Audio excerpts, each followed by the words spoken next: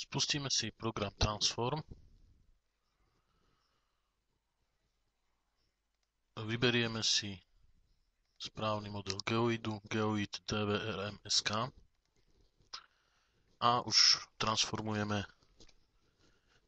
výšky pomocou geoidu. Otvoríme si súbor s bodmi.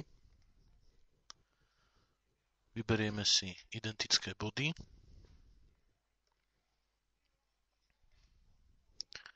A teraz transformujeme pomocou 2D transformácie.